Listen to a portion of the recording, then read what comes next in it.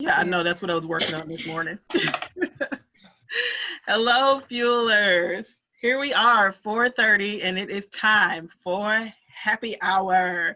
Thank you so much for being here for Fuels. This is actually our first virtual happy hour of all the webinars we've been doing since we've been on quarantine. And what better time to do something like this than preparation for Mother's Day?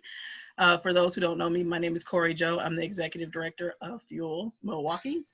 And we have an amazing panel of women, mothers, champions, sheroes, business people who are here to talk to us about what it is like braving these, uncharted waters and leading teams at work and our families, and what it means to be a mother in these times. So let me just get to my panel. Beth Weirick from the Milwaukee downtown bit. Hey, Beth.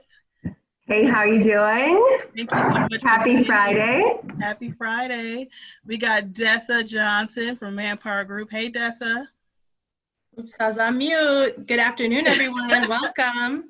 We make allowances for the little mute delay. We know what it's about at this point. We're 44 days into this now. Wow. Milika Miller. Hey, Greater Milwaukee Foundation. Hey, Milika. Hello, everyone. Hey, that hair is looking good, girl. It's a good time to have locks right now. Very good time. Meg McKenna from Visit Milwaukee. Hey, Meg. Hey, happy Friday. Happy Friday. Thanks for having me. Yes, I'm so glad you're here. And my co-host here, Samantha Maldonado. Hi, everyone. Hey, Sam. Your hair's looking good, too. I'm jealous. Yeah, I actually took a shower for the first time. No, I'm kidding. Thank you. Well, I'm glad I inspired a little self-care. Right? Tammy. I have to take a shower once in a while. Tammy Garrison from Molson Coors. Hey, Tammy. Hey, everyone. It's good to see you all. I got my Molson Coors products for my happy hour and my Milwaukee mug. I appreciate you so much. Thank you. And Dr. Milika. Did I say that right? Milika? Hi, everyone. Yes, you said it right. Thank you so much for being here. We're meeting like this. This is our first time meeting through the screen. I can feel your warmth. Let's meet up soon, IRL, in real life. I know, right? Yeah. Oh, I have to learn all those acronyms. I swear, I'm behind the times. We'll bring you up to speed. And Tyra. Hey, Tyra. Hello. I'm excited to be here. I'm so excited to have you here. Okay, so I'm going to stop the share here so we can see everybody's screen. I always like to have it in gallery view so I can see everybody at once. That really gets me going because everybody's reactions and smiles. I really like that. If you're watching, of course, you can choose whatever view you would like. Look in the upper right-hand corner if you're kind of new to Zoom and just start playing with the controls and seeing how you like for it to look for yourself. We also have people who are out there on Facebook. Say hi, Facebook. Fuel's Facebook page. People are watching this live, our live Mother's Day conversation. So I'll kind of tee it up for all of the folks out here who are participating in the conversation virtually. I actually had a dream that we were doing a Mother's Day webinar. Now, Fuel's webinars have been on Tuesdays and Thursdays from 2 o'clock to 3 o'clock. We haven't done any happy hour ones. And I think we've seen enough other groups doing the happy hour ones that I'm like, okay, well, we can just plug into what other people are doing. But I had this dream probably because I almost forgot Mother's Day was coming up. It just like eluded me. And I thought about it and I went to sleep and I had this dream and I woke up and I called Sam and I'm like, Sam, I had this idea that we would do something to kind of celebrate Milwaukee moms and motherhood and what it means to be a mom right now in these times. And Sam came right through and helped me put together this great panel. Sam, thanks so much for your contributions to this. Sam's kids are bothering her. And that's can we go back on? Are we done reading? Yeah. Screen time. We're getting our screen time now, kids. I know. Okay, so throughout the conversation, Sam and I are going to just kind of bat back and forth and ask questions, and any of you, please feel free to ask each other questions. This just really is a time for us to get to know each other and celebrate this upcoming Mother's Day and talk about the experience that we're all sharing. It's bringing us all much closer together. I want to kind of start with, and I'll start with Milika. I want to start with kind of understanding your mom journey and your mom profile. So tell us the kids that you're a mom to, and give us a little brief check-in on how you guys are doing during quarantine. So I'm the mom of 3 kids. Dominique, she's my oldest. She's 10 years old. And I have Adam, who's 6, and Arthur, who's 4 now. And you can see I'm really rocking Motherhood tonight because they are, I don't know if you can see, on their iPads and drinking Mountain Dew. So I'm really crushing it tonight. Mom of the year. Each So give it's herself been great. The homeschool journey has been great. My daughter is very self-sufficient. The 2 sons are really catching on, but you know, it's not easy on the days that I'm working from home and having to balance their assignments and my work, and my husband's working from home too, and he's doing an amazing job being a great support system. Hi, hon. I'm not just saying that because he's there, but so yeah, it's been challenging, but it's been a gift too. There's so many things that I've gotten to witness because they're home that I wouldn't have gotten to witness, like my son, my 4-year-old, reading a book for the first time. So really got to focus on the positive, but I think it's okay to be negative and complain too. So it's just about finding that balance. Yep. Tammy, how about you? Yeah, so I've got 2 kiddos, Jack and Brady, 2 boys, which they're like thunder and lightning or chaos and mayhem, however you look at it. Like either one, like separately, it's kind of like it's a little bit, and put them together and it's like craziness. So they're in 1st and 4th grades. I'm working at home. I've been very fortunate to have the flexibility in my schedule that I can work from home. My husband's doing the same. He works for Rockwell. I work for Molson Coors. So we're both working from home. We're both helping with homeschooling. And my kids are at that age where they have a decent amount of homework, but they can't do it on their own. So we have to be there. So we took the divide and conquer strategy where he got the youngest, I got the oldest, and we are experts in their education right now. I will tell you, it's been messy. There were tears. There's been tears from me. There's been tears from the kids. I don't think my husband's really cried yet, but I don't know if he would admit it. But it was, and there's been times where like, okay, this isn't working. We have to completely readjust what we're doing and reset and figure it out. But then we celebrate the little victories. My son got an A on his math test, and I, as his teacher, am taking a lot of credit for that. You should, as you should. Y'all, I'm doing long division. I am revisiting all these things that I had forgotten about. So, and our big win over the weekend as a family, we got really dressed up in crazy hats and accessories and stuff and played croquet outside because we're just trying to find those things where we can share really special family moments and allow ourselves to be a little bit crazy inside of it. So that's what's going on in the Garrison household. Yes, sounds like a familiar story. Milika, how about you? Oh, let's see. Well, I have 4 children. I have a 8th grader who's been on the emotional roller coaster of, I didn't know that was gonna be my last time in the school building, what's going on with graduation, I'll never see my friends again. So that's been interesting because he's 14, so it's the worst thing that's ever happened in the history of the world. But so 14-year-old, I have 2 12-year-olds. They would let me tell you, not twins. So 2 12-year-olds, and then also have a 9-year-old.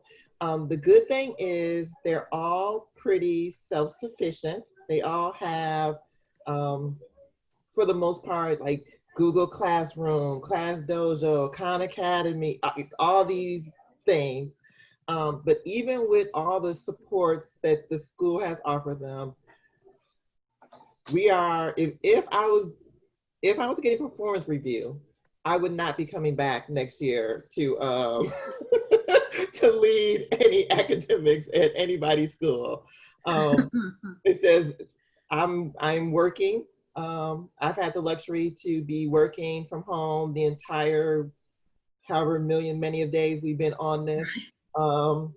My husband works for Charter Spectrum, and we all know internet is essential. So he goes out every day, and if we get started by 10:30, we won. And what happens after that point, as long as something happened that was somewhat educational for at least the majority of the day, I call it a victory, because I long ago knew I was never set up for homeschooling, and they all can still read and write. That's all I can say. And that's all that matters, really. How about you, Meg? Tell us your story. Oh, mine is radically different, and like my hat's off to all of you who have kids at the house and you're trying to multitask with work and your kids' schooling and just their lack of being able to play with their friends and all that. My children are grown, so I have a 20-year-old and a 21-year-old. I am working from home, and I have been by myself for 8 weeks. So I am really like a little nutty crazy right now. Like I'm getting very eccentric. And my son is coming home either tomorrow or the next day. He just finished his sophomore year at University of Wisconsin, and he stayed in Madison. So exams are done, and he's coming home to stay with me for a week, which will be my first, like, again, people contact. And he was hesitant to do that because he didn't want to expose me to the virus, because he's been a grocery worker at a little grocery store that services students in their like high-rise apartment buildings. Wow. So he's like, you know, everyone's walking around without masks, like up at Madison, nobody's trying to like take care of themselves. And Mom, you know, I'm kind of worried I'm gonna bring it home to you. I'm like, honey, just come. Cause like I literally, this is worth, like, it's quality of life for me right now, and I really need some time. And then my daughter is 21 and she lives here in Milwaukee, and she stopped in to see me just a little bit. Both of them were hospitality workers. Both of them lost their jobs. So that's kind of like my momming is related to the virus itself, and trying to, first I had to convince them it was serious. They kept blowing me off. They kept thinking that they knew better than me. It really took me to get kind of like, you know, kind of where I stopped being nice and I just threw down and I said, you know, look, like this is really serious. And then they're like, oh, okay, you know, because I really went there. But anyway, so that's my experience as a mom of adult children, and who are out of my control, and I miss them, and I like to see them as much as I can, but we've all got to be careful. So that's my story. Very cool. How about you, Tyra? Single mom. So like my perspective is single mom. Okay. Yeah. Yep. Tyra? Hello, everyone. So I have 4 children, 9, 6, soon to be 4 in about 2 weeks. She is popping up on the couch, and a 1-year-old. And it's funny that Meg said she has adults that her children are out of her control. Well, I have toddlers and they're out of my control. It has been an interesting journey, to say the least. Me and my husband already had pulled our soon-to-be 4-year-olds out of school. There were a lot of kids going to school with the flu. So she was already on a transition of learning from home, so to say. And the following week, I started working from home, and then the kids were later then taken out of school, the 2 oldest. And my first week and a half, I was really trying to figure out if this was reality, like, is this really happening? And then the second week, okay, where does my faith stand? How does that look? And then how do I help my kids? So I would say the first 4 weeks, I mean, we are flying high. School is getting done. Work is being balanced. I'm even throwing in Christian education. Like, we're doing activities. We have a huge family, so there is no lack of, I mean, we have a huge family, 3 houses, and we're pretty much all up under each other all the time. I would say the last 3 to 4 weeks, this is where the challenge comes in. Now everyone's comfortable. We know how to use Zoom. We know how to use every web video system out there. And the amount of meetings, balancing the kids' excitement because they see the sun and they want to go outside and they want to play in the yard, but I have 2 calls back to back. So now it's finding the balance of how do I not bring work home, quote unquote? And when do we turn off devices and just spend time? It was easy to do that when you had a physical space. And now that you can access everything, it's like, okay, I'm being inundated with content. I'm being inundated with everything. And okay, now I've slacked on the school content. I've slacked on Christian education just because finding the balance has gotten a little bit more difficult with everyone being so comfortable in their houses. So it's been an interesting roller coaster. I will say that despite what's happening outside of my home, I am grateful for what's happening inside. And I can't remember who spoke about it, but my 1-year-old, she started walking in this time. I work in sports. I work for the Milwaukee Bucks and the Wisconsin Herd. There's no way I would have seen the first steps and experienced that with her. Of course, I would have seen her walk, but it's just a different journey. And realizing game nights really do take up the life of, of a mother, and how much I miss with them. But now that I see who they are and like their beings, I feel like I'll be able to go back into being at work whenever that happens with a clear set mind of how to function better with my family. So we have had some game breaking, in my opinion, no pun intended, plays happening inside our home. And now it's like, okay, let's figure out the work stuff in the school so we can still be functional and still be able to keep up whenever they go back to school and not feel isolated or like you're missing out on a ton of things. Like, let's have fun as a family together and just embrace and love each other and continue to build from that. Yeah, that's beautiful. Thanks, Tyra. How about you, Dessa? So, hi everyone. I have 3. I have Raymond, who's 12, Gabriel, who's 8, and Isabella, who's 5. And you saw the 2 littles that popped their heads in earlier. I can resonate with so much of what all of you are saying. I think it's been a learning experience, right? I can tell you the first week, and actually the first day of doing this virtually, where I had all the kids at home. I was by myself. My husband was still at work, and my 5-year-old ran into the corner of the coffee table and knocked her front teeth out. Ooh. So that was our first experience, and I said, oh, I have completely failed as a mom, while I'm on a virtual call. So I had to learn the art of being able to shift and flex there. Thank goodness, I had to say, okay, give yourself some grace with that one, but all is good. And so I think too, we've done a lot of shifting and flexing, I've learned also how to, and it's a work in progress, I'll say, but be more patient with them as well as myself.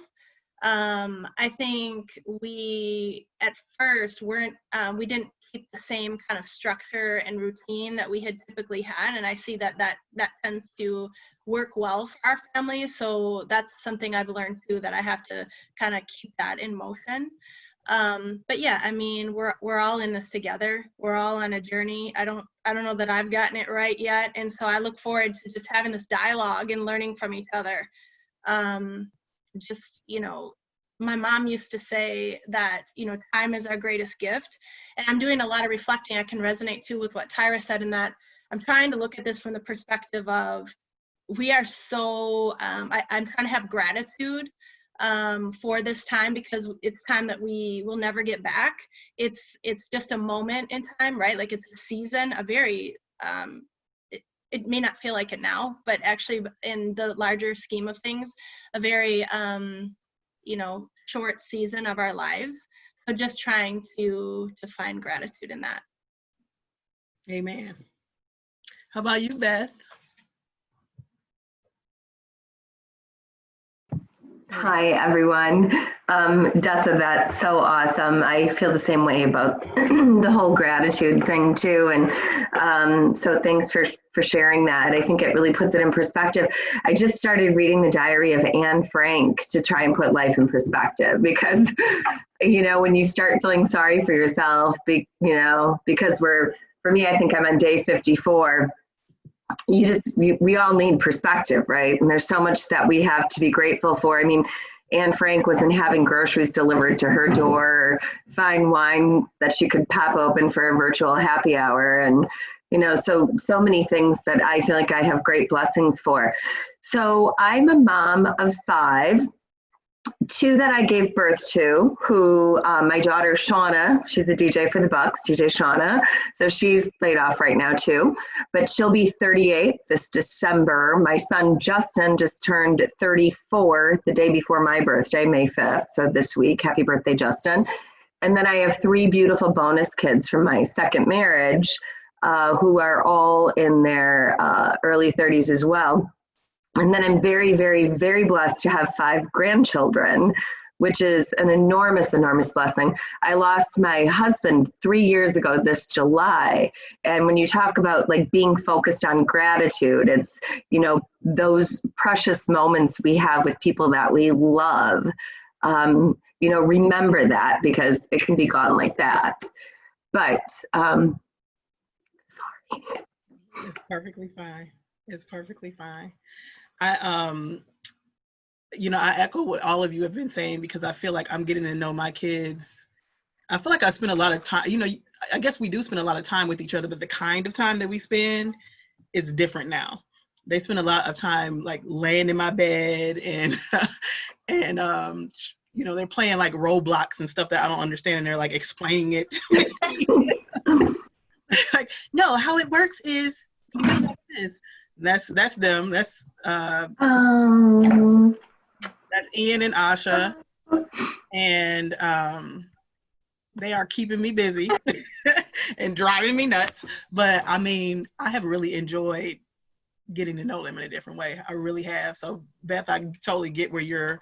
I get where you're coming from. Yeah, but being a mom with children that are that old, you know, my grandma used to tell me, they're not yours to keep. It's your responsibility to prepare them for the launch into the world. And I think, God, when I was a working mom and my kids were young and, you know, you're just juggling all the things that all of you are doing and you're amazing. And I have so much regard and respect for you. You're homeschooling now and you're figuring out ways to keep your family solid and teach good communication and good, healthy relationships. That, you know, the beauty of when your kids get older is they are teaching me lessons now. You know, my daughter is helping me understand all this technology. I'm such an in-person meeting. I'm a hugger.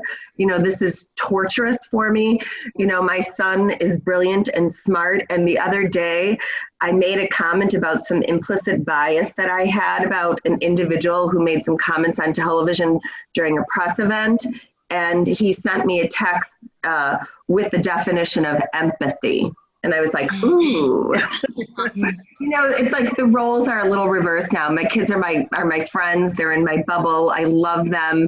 And they have great stories. And, you know, I'm blessed to have my bonus kids and my grandkids.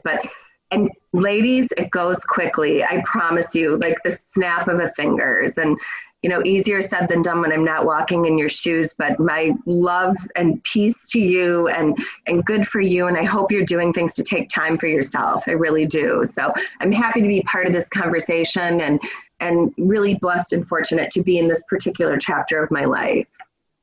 Thank you so Beth much. said something that really stood out for me. And it's one thing that I feel like faith is the foundation of everything that I do. And that's one thing that I feel like has been constantly poured in my spirit over this time, perspective. Like realizing how important that is, regardless if you agree or disagree. And when I look at my kids, for them to be so young in their prime and to see their personalities and to know at the core of whoever and whatever journey they're going to go through, this is who they are, I feel like was like the greatest gift ever, because I would have missed it. It was happening, but was I paying attention? Was I aware? No.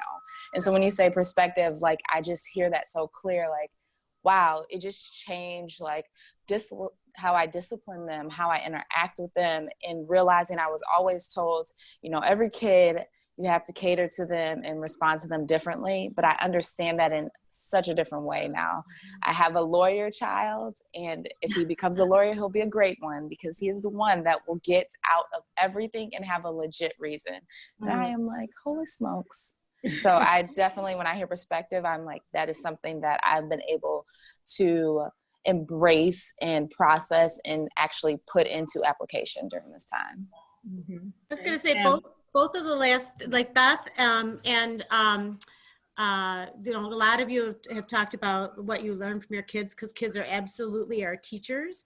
And I know that part of our conversation today is to talk about like finding the silver lining and circumstances we didn't expect. But I was just gonna say that like, that, you know, one of the things that's the hardest about kids being our teachers is that sometimes it can be really uncomfortable. So sometimes our kids are going to push us in a way that really causes us to dig really deep, so that we do learn that lesson. And it's not always going to be this lovely thing. So, you know, just be easy on yourself as they bring those lessons to you. That's the thing I've really learned. And I said to someone just this week that I think the things my kids and my older children have taught me is the value of flexibility. That I was inflexible with my children as they were young, and I really sought to control them. But as they taught me when they got older, and I learned that inflexibility on my part was a waste. I did not need to be inflexible with them. They turned out just fine. So that's one of my current lessons with older children. Thanks, Meg. And actually, that's a perfect segue. I was going to ask each of you, through kind of this new normal, these new environments, new expectations, what would be some things that you've learned about yourself throughout this time that you maybe didn't have a chance to learn, or take pause to recognize, or give yourself grace now in this new normal? So what are some things you've learned about yourself during this time? And Tammy, do you want to get us started? I'm sitting there pondering that. I know. Sorry, I didn't mean to throw you right on the. No, it's okay. So I have an idea. So I often speak, because I've been very active with Tempo Milwaukee and a lot of the women's networks in town, and I often speak on panels, and I'm asked about work-life balance, and I'm like, well, it's not about balance, it's about integration. Okay, and that idea that you should be able to integrate your whole work and life and everything should be commingled together. I thought I knew about work-life integration until like my entire life was under one roof. And I've been here in my house with my kids and my husband for 7 weeks now. And we are so integrated, it is beyond words. So everything was getting really, and so I thought I knew about it, but I've learned so much more about it now. But I think then what I realized also is that I had to control some of those barriers, and because I think like many of you, like you're homeschooling kind of during the day, and then you feel like you need to respond to all these emails. And I was, working until late into the night and over the weekend, and all the days were starting to meld together. So I realized that I had to kind of create the balance that I so often had talked about not having there. Like, okay, it's all should be one. And I'm like, okay, I'm not doing it right. Maybe pre-COVID, that was the right strategy for me. So I just learned that I need to like pause and reflect and pivot. And I know we've all talked about pivoting a lot too these days, but I needed to put up some of those barriers, because it was all being way too commingled and way too integrated together. And there was no me time. Like my new favorite thing to do is to go pick up dinner for the family, because I'm in the car by myself. Yeah. And I do it once a week. And that is the only time that I have for myself. And I've learned that I like my alone time, and that's okay. So. Yep. Thank you. Milika, you want to take us next? Sure. I think I learned some things about myself that I wasn't aware of, not always necessarily good things. I suspect that many of you on the panel tonight are also extroverts. And so I guess as an extrovert, I didn't realize how much I was dependent on external validation for myself, to know that I'm doing a good job. And so when you're home by yourself and you're not seeing people, it's really hard to get that external validation. So I think really early on, I was struggling with, I guess, direction, the confidence of knowing, whether or not the decisions I was making were the right decisions, if I was focusing on the right things, without people to bounce things off of. So I think that it's been really empowering to find my voice without all of that external, without having to rely on all of that external validation and external pressure. And it's been really empowering and freeing in a way. Thank you. Milika, you want to take us next, please? Sure. So some people talked about needing to take time for yourself.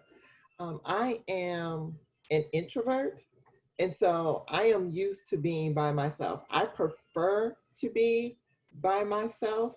But what I have learned is that I like to be by myself on my rules based on my own terms. So it's like I wanted to be able, like I need to be able to be by myself or go to Target or be by myself and go to happy hour for 20 minutes and then leave. So what I've learned about myself is that I still value having touch points with friends and colleagues and things like that. But what that meant is that I had to put myself out there more than I was typically doing, because before, if I'm at work, I had enough people time in the office to like take care of life.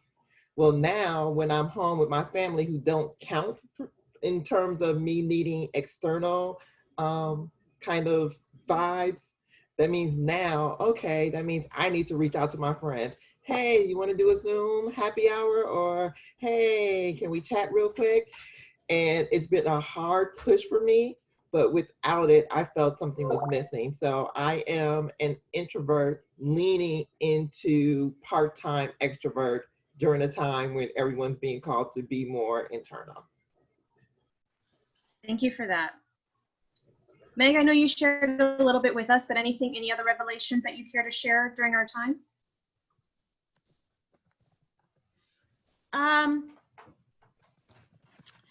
Well, about with regard to my children or just for myself? Both. Any perspective you want to share? Yeah. Oh gosh, I don't know, Sam, that I've processed everything yet. I think it's gonna. So I feel like there might, like, when I think about the prospect of going back to work at the office, like just to get in my car and go to the office, I feel a little agoraphobia. I feel like I've really, because I've been here since March, like about March 13th.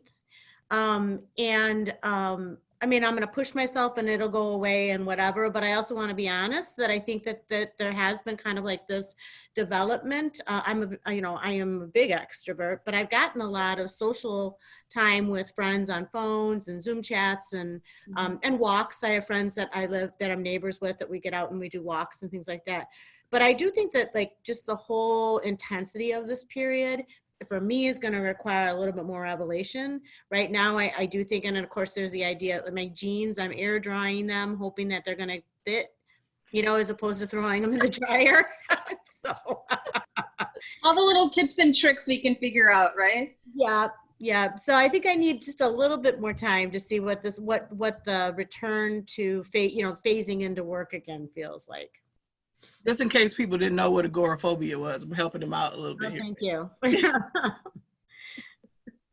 Yeah, I feel you. I mean, there's that sense of apprehension, right? When we go back, like, what's the staggered approach? How do I handle myself versus, be recognizing others and maybe their apprehension of their tentativeness, and there's never going back to where we were. That's not in our environment anymore, our reality. So it's, how do we consider and design differently, our experiences, our workspaces, just how we manage our, that's all going to be front forward as we go forward. When I've had to run down and do some tasks at the office, and it feels so nostalgic, this empty building that I'm running into. I work in the old Gimbels building, so it's this iconic, historic, right on the central point of the origins of the city sort of thing. I love our building, but I run in there and it's just empty, and the doors to the skywalks are pulled, the metal doors are pulled down, and I know I'm going into my office, a very familiar space, and yet all I feel is nostalgia, because I know that even when we return, it won't be the same. It'll be different.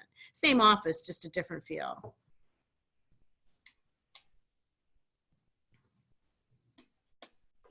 Sam, we got you on mute here. Sorry, Tyra, you want to go next, please? Thank you. If you can read my lips, Tyra, you're up. So I'm listening, and I'm really big into journaling. And so I feel like the first 3 weeks of this journal probably took up half the notebook, right? Just going through the process. I facilitate workshops through my personal business. And before answering the question, one thing for those who are watching and panel to think about finishing this phrase: all I've known is ... Right? Just think about that answer. And so when I personally answered this, and I did this reflection last week, and I was honest, because we could answer that question and just sugarcoat and give the surface. But when you're honest, you could really see where you were and where you want to be. And so for me, all I've known is religion. So now it's versus relationship, fear, control. And so what I learned in those 3 areas were, for religion versus relationship, it has to be a changed lifestyle. Because of my relationship with God, my lifestyle therefore then has changed. And that is the power. It's not the rules that make this important or a value, it's the relationship. So that was one aspect that has come to fruition in like a deeper meaning for me. Fear, I wouldn't say it has nothing to do with a virus. It's the fear of what could happen. So my kids running around the house, and I have this huge fish tank right here, and I have tables, like the teeth thing. Oh my God, I've seen that replay in my head before you telling that story. Like, I can't live in those spaces, but realizing how often I lived in them by being in the house with my family and my kids. So, wow, I need to change my perspective, realizing it's not about me, because I'm fearing the things that I'll have to deal with or that'll hurt my emotions, whether it's someone, when I think about fear, someone close to me getting sick and dying from the virus. So I had to take me out of it and go back to faith in that side. And the last one, control. The control of my lifestyle and the calendar. So I worked on a calendar basis because I had night games, I had to pick up kids, I had to eat, and then I had to make sure I had my game notes, right? So I had to have all of that done before a game even happened. I'm planning weeks out at a time. And now I've learned to get up in the morning when I do, and I have my 3 or 4 hours morning time before the house wakes up. And that is when I plan my day. And I'll put meetings on my calendar for weeks ahead, but I'm not looking to control those weeks like I was before. Now we're going with the flow, because honestly, we can't say on May 26th that the state of Wisconsin will have this lifted up and we'll be phasing our way back into our workplaces. How do I learn how to flow? And if I really think about it, flowing with whatever's happening and just being in tangent with that is God. So my faith is also being activated in that. So I had to take those 3 things in perspective. And last week when I finished that statement and those words came out, I had to go back and backtrack and say, how do I change that narrative? Because I don't want to live in any of those areas, religion, fear, or control. And so I have enjoyed being able to do something like that, because I was doing it on a very minor level before. And now that I know how to balance my me time, I think it was, I can't remember if it was Beth or someone else who talked about, you know, a schedule and blend and balance. To me, I was trying to do that ahead of time. And now it's like day of, we'll go with the flow, because so many things change, right? Someone will call you for an emergency meeting. Someone will call you to cancel a meeting. And so why am I looking to control what this looks like to make sure the kids eat on time? My kids told me the other day, we didn't eat lunch today. I said, did you guys ever come up and say you were hungry? And then they looked at each other and they said, no, but we missed lunch. What? So it's in our mind, like how we operate is whatever our form of operation is what we continue to make habits versus what makes sense for our families or our lifestyles. So that schedule thing was like the first week not having a calendar drove me insane. And then I had to like scale back. Like, why am I so dependent on this? So I've been able to do some really deep reflecting. I would suggest that everyone who's watching in the panel having a journal during this time. I mean, that goes really deep into where you are within yourself. And those reflections are game changers, in my opinion. That's how you can thrive and be successful outside of the virus, and let alone just operating in your family. Thank you so much for that. I'm definitely taking some notes in my mind as to going forward what I could be doing differently. So thank you, Tyra. Dessa, you want to take us next? Sure, thank you. A lot of things. So thinking about, I typically have and in the spirit of transparency with you ladies, so I have a type A personality, so I can relate, Tyra, of being, set on that calendar and that schedule and that routine and that structure. And while I do think that that's helpful, I've learned that I have to be much more flexible, because just because I operate like that doesn't mean that everybody else in my household does. So that's been a teachable moment for me. I've also, can be honest in that I don't miss the rat race. So when I think about work and all the, so you have your projects and your deadlines and your deliverables, and then you have, the competing priorities of the work events and activities, and then you have school events, and you put all that together, sports, etc. I don't miss that rat race. And so that for me has been a very positive thing. When I sit back, I feel like for me, and I too am a woman of faith, and immediately what came to me is just, this is a good time for us all to pause and be still and really honor this time that we have to reflect and think about our lives and the legacy that we want to leave, but specifically, us being moms to our children. So I continuously remind myself that, okay, you're teaching right now. Be cognizant of, and I said earlier, I don't always get it right because I'm not perfect. So it's allowing yourself that grace to always, start the day fresh. Okay, so maybe yesterday was a rough day, but I'm going to start the new day fresh. And I'm, I alluded to this earlier, but I'm just enjoying the moments with my children and doing things together. So sometimes we need that, break where we have to go and get some fresh air, or we'll be in the middle of assignments and I'll say, okay, stop, do 10 jumping jacks.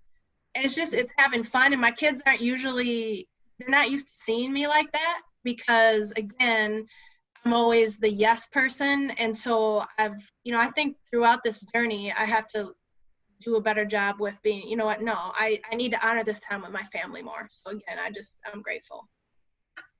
Thank you for that. Thank you. Beth, you want to go next, please?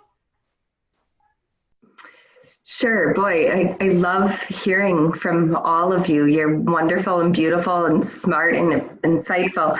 And I am a person who has a tendency of being oversubscribed, as so many of my friends tell me. And I have a feeling every single one of you have been the same way. And so this season, this chapter that we've entered into, that is out of our control. Number one, we learn it is out of our control. Number two, you realize this is a time to go inward and to dig deep and to figure out how you find your own peace.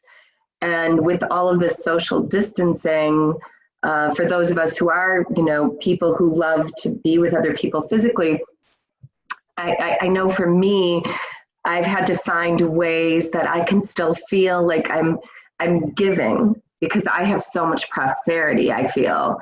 And, the dynamic laws of prosperity, I think we have to share that with people.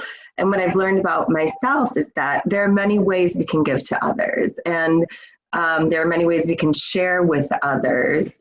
And it's okay if it's not perfect, if it's just a little, or if it's not, maybe it's a check or a Venmo instead of volunteering somewhere. But so that's been good for me. And the not being subscribed thing, sort of what Dessa was saying, is, you know what, I haven't missed it. I feel like I was on a hamster wheel of just like run. I got a puppy 4 weeks ago, you guys. I would have never had time to get a puppy. My dog died last fall, and I thought I'll never be able to get a puppy because I'm not going to have the time to train the puppy and take the puppy outside and give the puppy the love it deserves. I know it might sound corny, but it has filled my heart with so much joy as I'm looking at everybody who is taking on these new hobbies, and they're doing cross stitch or reading or baking bread or cleaning their closets. I have a puppy. I have a puppy and a new granddaughter, and I've learned that it's okay to not be oversubscribed. But the other thing that I've learned about myself is I love what I do. I love what I do, and I love my community. And it's just been really reinforcing to me, like when you still wake up in the morning, and I do follow a schedule, but I don't have children at home. And I find that it's been good for me to have my schedule, to have my routine, but to also know I now have to be nimble so I can run the puppy outside.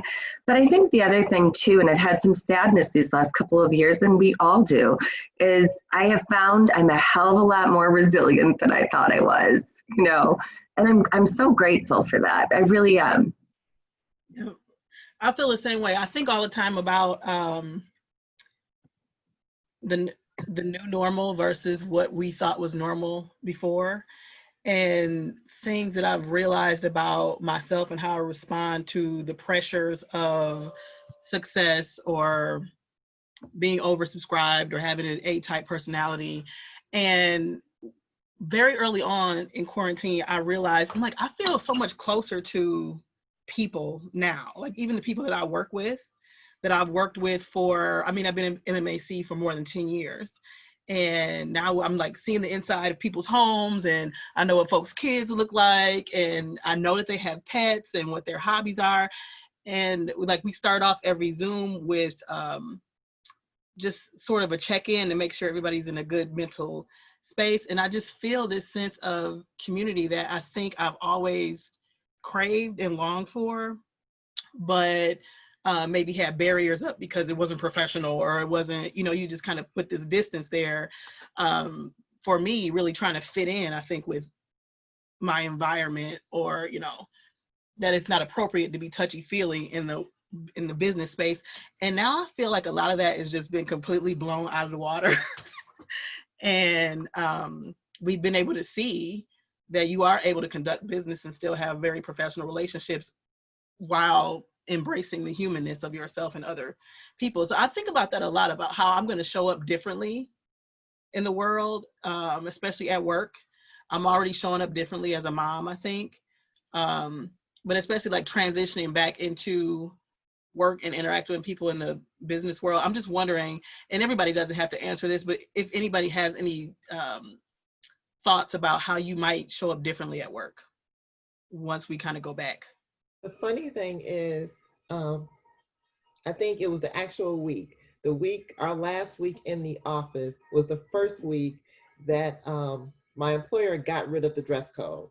But the idea of getting rid of the dress code, we were business casual before that. The idea of getting rid of the dress code, everyone was like shocked. Like, oh my gosh, are we going to be able to work? And what's going to happen if Milika's in jeans and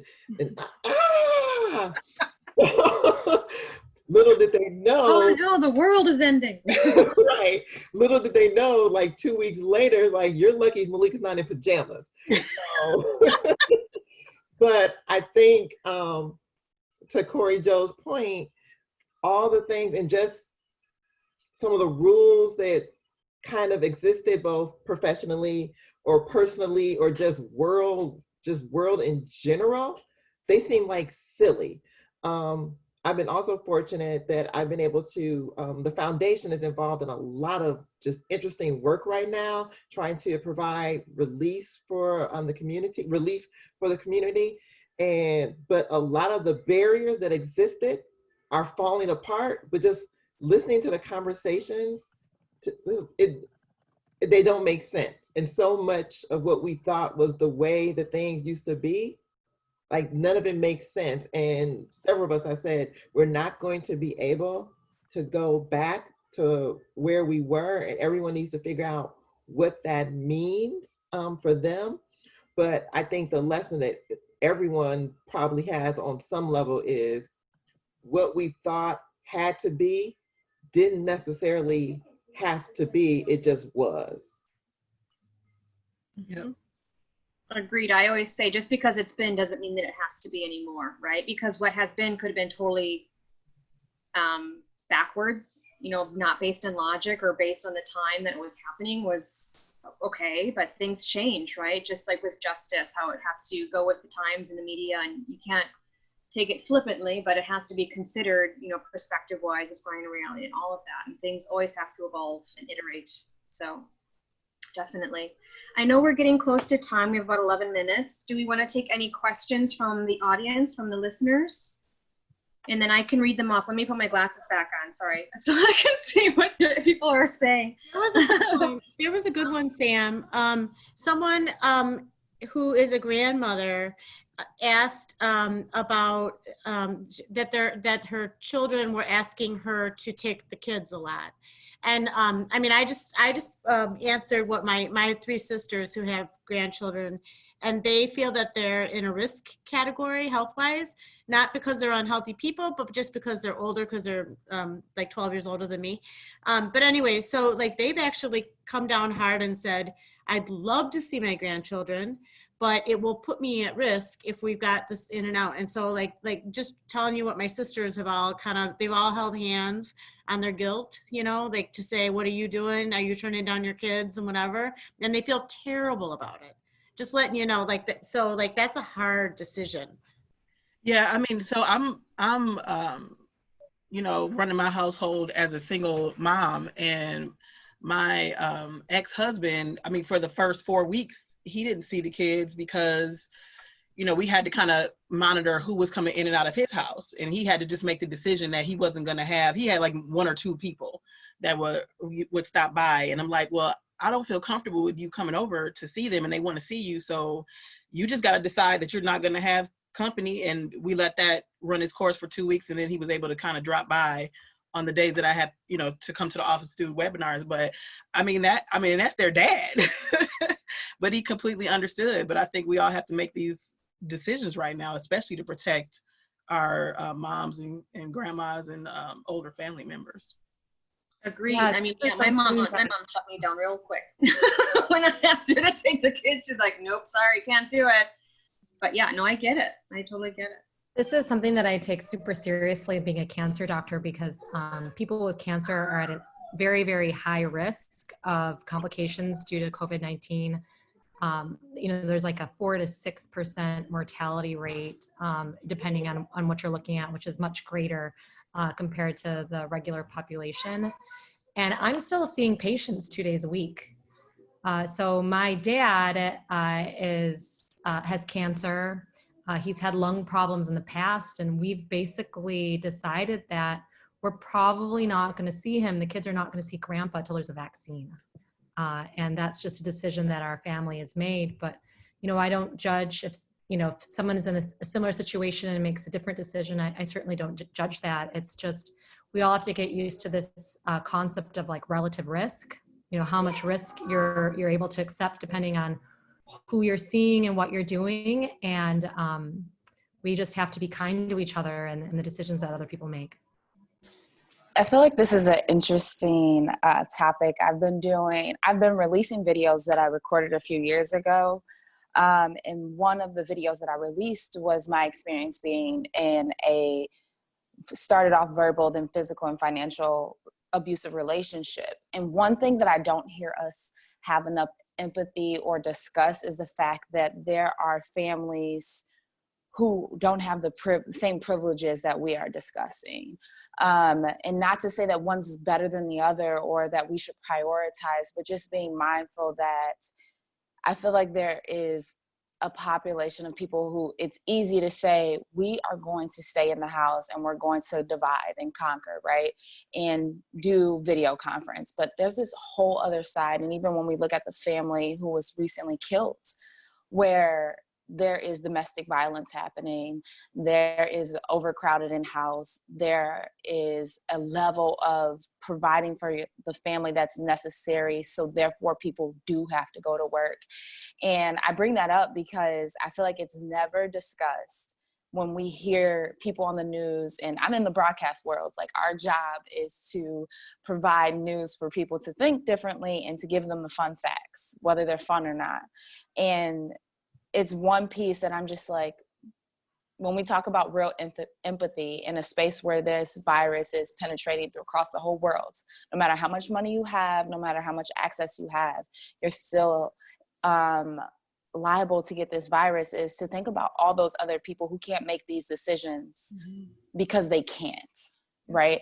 And being mindful that their voices can't go can't be not addressed, that they are fighting circumstances that may be more deadly than the virus. And so I'd be interested to hear thoughts on that, because we just never talk about it. And it's a huge piece, and it happens every day. And it's just something where we say it's happening versus, having real discussion about it. Mm-hmm. So as I mentioned before, I'm very privileged to sit in so many discussions where people are talking about those things. I remember hearing early on where I've sat in meetings where we had discussions about how do we get cleaning products to people, because you're telling them fight the virus with soap and people don't have access to soap. How do we get that to people? Talks about early childhood education and the fact that given the choice between coming into work as a very underpaid childcare worker, for some individuals, that's lower than the amount of the new unemployment that the federal government is now offering. So you talk about you want to open up the economy again, but you want to keep paying people less than $8 to watch these children, and it's a very important role, but you don't want to pay, like going back and forth and having discussions about the inequities in that, talking about, again, social distancing when there are 7 people living in a 2-bedroom, 1-bathroom, lower duplex somewhere in the city. And so the discussions are being had, but I think what always bothers me when I'm sitting in the discussion is how often it's a revelation to people. We're talking about it now because it's affecting everyone, but these were the realities 18 months ago, and we weren't talking about it then. And so when I say that we can't go back to where we were, now that people know what's going on in houses that are not their own or not their friends or not their peers, how do you act differently knowing that, okay, for real, we can't shut down the schools because of food, because of safety, because of real life issues? How do you move our community forward now that you know these things, because maybe you didn't know before? So we definitely need to talk about it more, but we also need to talk about it when we're not in pandemics. Thank you. We did have another question that I could pose to everyone. It's working from home with toddlers has been so difficult that now I have felt my role was eliminated. How do you recommend moms even begin to tackle finding a new job in this market? So what ideas do you have?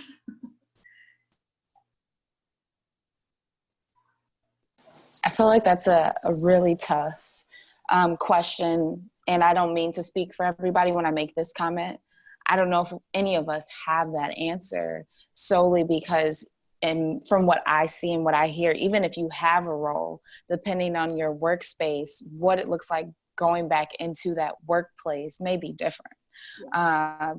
There may be, I mean, you look at how many months that businesses are missing the dollars that they have planned in their budget. They may have to lay off roles for a little bit longer until income comes back in. How do you generate income if people aren't spending money? You know, there's a cycle, and there's this unplanned space that we're living in as one, literally together, that I don't know if we could really speak to. From, again, my background, that's a faith walk at that point. I mean, even for me, my job, I think about most of my hours are put in on game nights. We're talking about having games without fans or potentially finishing the season in a different space. I don't know what that looks like for me. And I don't know if you need more than one of me. And I have a whole family. My husband stays at home with the kids so that I'm able to do what I do. And so I would say to that individual, and I think Beth hit on it a little bit, is this is a time where you start to get rooted in your faith and really building out what that looks like for you, because that's what I'm depending on. It's nice now, but I can't say in a month it'll be the same. And even if it's not, I know that I have faith in a higher power to pull me through that, whether I'm crying while I'm doing it or not. And so I would suggest not necessarily, I can't say go apply, because I know there are a lot of businesses that are just freezing the application side of things. but I can't say go apply for faith. Go look for your faith and build that foundation in this time. Yeah. I was laid off from my job when I was getting divorced with the Great Recession. And I was laid off at the very beginning of the Great Recession. So nobody knew what was ahead of us. We only knew that everyone was in shock. The market had plunged. No employers were hiring. My divorce was finalized. I did not get child support as a result of my divorce. Our house wouldn't sell because it was the Great Recession. My kids were 6 and 8. And I'll tell you what helped me. And that when I didn't know what to do, I tried to make it a little fun in that I just did gigs. And by that I meant like, who did I admire? And then I volunteered to work and help them with something so I could learn from them. And I picked things that I didn't typically work on. So like, I like parks, but I've never worked for parks. So I volunteered to be on the Lakeshore State Park board when they were just getting started. That's the island off of on Lake Michigan. And I learned from the people there like a whole different thing about, you know, park management and that kind of stuff. And then I had a couple that I got paid for. So I made like, you know, maybe a couple $1,000s doing one particular gig while I was learning new skills. So in other words, I chopped it up. I tried to have fun, picking an interest I didn't typically work in, use the opportunity to find someone I admired and ask if I could work. I could volunteer to do some work and learn alongside them. And then didn't try and chop up the whole solve the, I got to get a full job thing when the market was frozen, and instead just asked for small gigs. And then I inched it along until I knew what to do with like who was going to hire me. So if that helps, and God bless you, it is a worrisome thing. But if you chop it up into small bites, maybe that'll make it easier. Dessa, can you speak to this question too? Thanks, Meg. Yes, absolutely. So I work for the organization ManpowerGroup. And so as part of what we do with building out workforce solutions and putting people back to work, we have a campaign running right now, you know, to keep America working. And so we, I'd be happy, you know, whoever brought forward the question, you know, if you could reach out offline, and I can help you, you know, and support you in that search. We have people that, you know, are all over, both locally as well as nationwide. And so, yeah, absolutely happy to help with that process. I'm adding my email into the chat. So if you have a question that you want one of the panelists to follow up on, if you email me, I'll make sure I connect you to the panelists that you want the follow up from. Tyra, I want to share my screen really quickly because I've been thinking about doing a webinar to kind of help people find places to help and give back. I mean, you know, volunteerism in Wisconsin and Milwaukee is in the top 15 of the nation. So we are really a city and a region of givers and volunteer passionate people.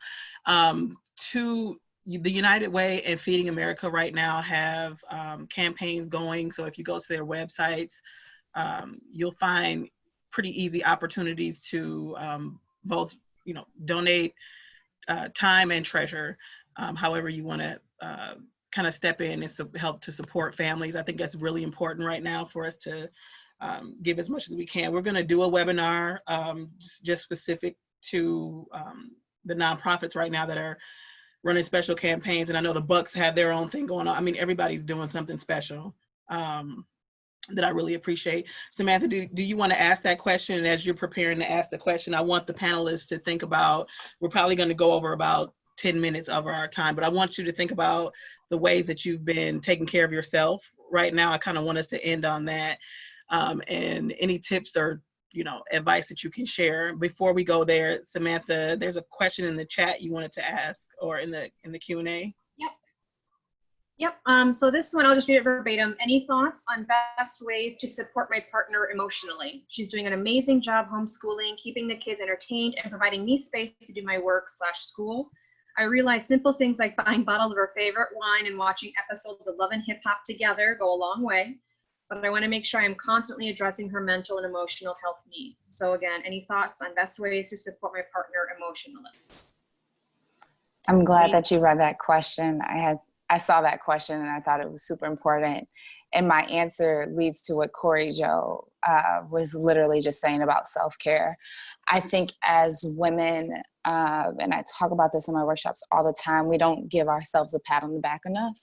Beth talked about how much she enjoys those car rides because she's alone and she could process and she could just be in her space. And I drive to Oshkosh, Wisconsin for my job 3, sometimes 4 times a week. And that's what I love about that time. To answer both questions, I put self-care in front of that because as women, we give birth to these children, we are serving, whether it is our husbands, our kids, or even the workplace to a certain extent, because we have an obligation and a role to fulfill.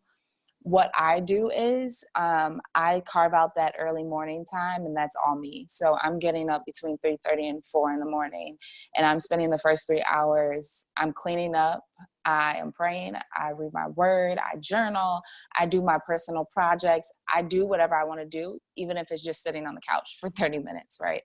And so there's some mornings where it's constant, just refresh spiritually. There's some mornings where I just clean and just sit. And there's some mornings where I'll just sit in the tub. And I think that's important because that resets my whole brain from yesterday. And that sets me at a high to wake up my kids with excitement when I used to just wake them up and say, come on, get up, let's go. But now it's like, hey, sweetie, like I'm refreshed, I'm refilled. So therefore they can feel that energy and feed off of it. But if we do not set that time to focus on us and just have whatever brings us joy, even if it's eating ice cream by yourself for a second, like whatever brings you happiness from within, right? If you are not taking that time, then it's really hard to help take care of someone else, right? If I haven't developed the self-love to take care of myself, it's hard for me to take care of others. And it sounds like a husband wrote that question. We know our spouses and we know what they need and when they need to refresh. My husband, he will go play PUBG and he needs 30 minutes on there with his brother and his friends, and then he's refreshed and he's back up here. And so I know that, and sometimes I have to welcome him into that space. And so maybe to the husband who asked that question, maybe you welcome her into having her own time. Hey, honey, I'm going to take the kids and go do an art activity in the room. My husband ripped up a cardboard box, and made a game. So there were squares around, and if you landed on this, you were doing 5 jumping jacks. If you landed on this, you were kissing everybody and giving them a hug. And so you take that time and be creative with the family and let her just go do whatever she wants to do, even if she just sits there and watches. But I think welcoming in that me time so she feels like she can, because sometimes it's hard for us to let go. Like, I don't know if you could do it the way mom can. So maybe welcoming her into that space will help. Yeah, we did a couple of webinars on mental health and holistic wellness. And we did a second one because the first one that had 700 people, the response was incredible. So we knew that this is really on people's minds. So we did a second one, and I have the recording of that one that I can share. And there were a lot of tips and advice for partners to support each other. And a lot of it is just about listening and allowing the person to express themselves. We talked about exercise, aromatherapy, the role of creativity and sort of quelling any anxiety. So I'll make sure I'll send that link out to everybody that's in this chat so you can, I mean, there was a wealth of information there. Okay, so it looks like we're done with the Q&A. Yep. Uh-oh, wait a minute, let me see. How do you ladies feel about hair salons, reopening hair salons, self-care, looking and feeling good? Listen, I'm gonna let that be and I'm gonna start with you, Beth, because you started laughing. I emailed, I Facebook messaged, I got in the DMs of the woman that threads my eyebrows, and I'm like, look, Munisa, I'm gonna get some tweezers and you will Zoom with me and give me a tutorial on how to arch these eyebrows myself, because this Groucho Marx thing I got going on, I'm tired of it. Beth, what You are you look doing? great. You look great. Yeah, you are Great. beautiful, Great. Corey Jo. You are beautiful. So today when the WEDC released the guidelines for us to begin to reopen, I scrolled down and went right to salons, and I forwarded it to my friend Beth, who owns the Wildside Salon, and we've been friends since high school. And I'm like, here are the guidelines, get your doors open, I need you, it's like, yeah, I've cut my hair twice. And this kind of goes back into the self-care thing, because as I've chronologically aged, I find that I look at myself less in the mirror, because candidly, I see every wrinkle, I see every jowl, I see every, gray hair, and I want to model for my daughters and my granddaughters that we are beautiful inside and out, and I want to have gratitude for my body and the strength that I have. And so I really try to reinforce that beauty does come from within, but still practice taking care of myself, whether it's through meditation or my morning prayers or my stretching or my walks with my dog. But I love having my hair done. I love makeup. I'm a girly girl, and that, for whatever that is, that's who I am and that's what I enjoy. But I also want to be able to look at myself now, which I try to avoid, and instead of seeing all my flaws, see that I have good teeth, or what a nice smile, or, whatever it is. So I just say self-care is important, right? And how we feel inside is really important. And taking care of our bodies and eating well and being active is important. And let's not be too hard on ourselves, because we're all beautiful in our own way. But darn, I cannot wait for my hair to get done. You and me both. I have to call Josie after this now. I'll be like, hey, we need to set something up right away. Meg, what are you doing? What are your self-care rituals right now? Okay, so on the grooming thing, I purposefully appeared like this for you guys just to show you that I was about to be real. So I'm kind of enjoying seeing how gray my hair really is. I'll get it fixed up and whatever, but I'm also no product. I'm not blow drying and straightening my hair. So I'm just kind of checking out what kind of shape is it in, frankly, in its natural state, and enjoying that a little bit. I have curly hair, and normally it's very straight, but when I let it air dry, it's quite curly. So I'm trying to see what does this hair actually look like when you don't fuss with it. Nice. And other than that, I'm going to bed earlier because I hit a wall, and I just feel like I just can't take in any more of anything, even if it's sometimes Netflix streaming. I just hit a wall, and I'm like, just go to bed and get a good night's sleep. So that's something I've really changed. I'm a night owl. So for me to change my bedtime to go to bed at 9:30, that's radical. That's very radical.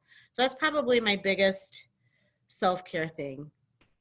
If I may say, I'm reading this book right now, and just being 30 or 40 pages in, I can give you a whole book synopsis, and people are like, wow, you really read it. I'm like, I'm only 40 pages in.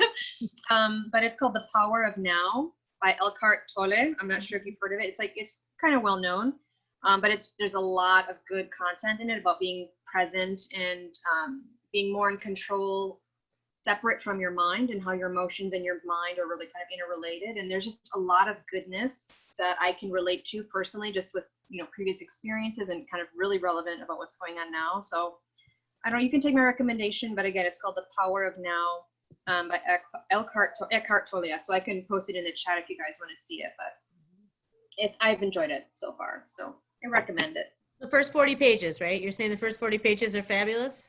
Yeah, as far as I've gotten, the first 40 pages are good. So if the rest of the book's like anything I've read, you're going to be in good hands. Anybody else? And some wine and a good book. You can't go wrong. That's right. That's self-care right there. There it is. Binging on Netflix a little bit. Anybody else got a good self-care tip or want to share what they've been doing?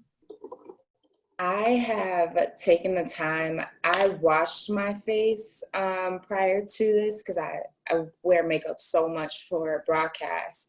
However, I wasn't taking proper care. So I ordered like the whole works, the scrub, the cleanser, the lotions, the eye cream.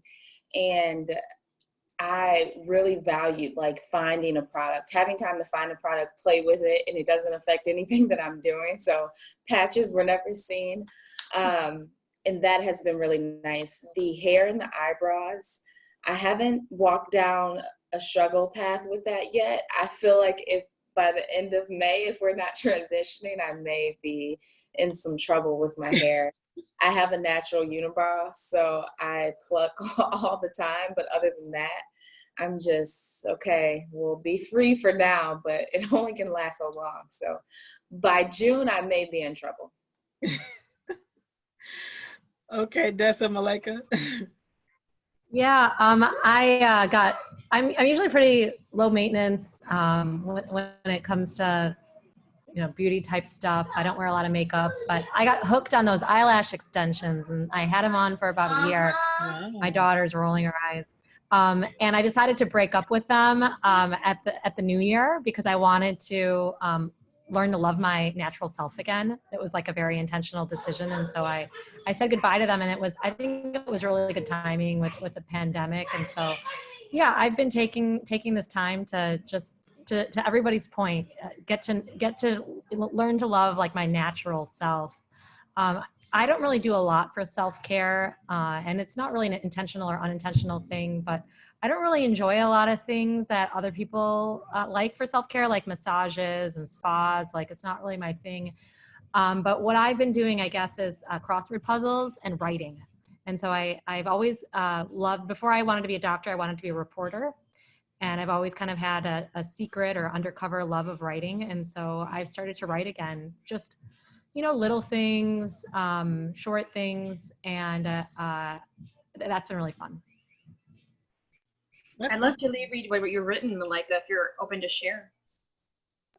Sure, I'll share you my latest piece. I wrote a piece on, and I forgot about this, I was a French major in college, and so I spent years, dissecting French literature and films and writing reports on them. And so I found myself writing a piece about how this current situation makes me think of that movie, Life is Beautiful.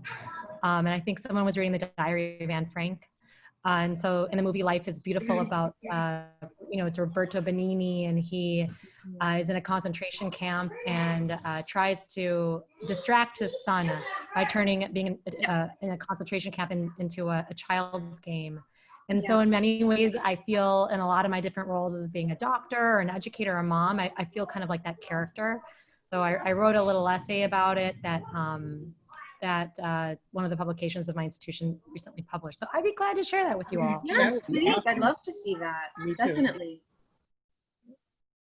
Dessa? Yeah, for me, just a couple things. I would say I don't practice self-care very well.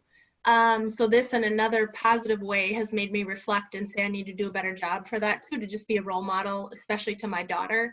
Mm-hmm. And so I think a couple things. One, I've been cooking more, so healthy meals, which is important to the family. And then my daughter has been really enjoying, like her independence and helping with that as well. So that's something we can share together.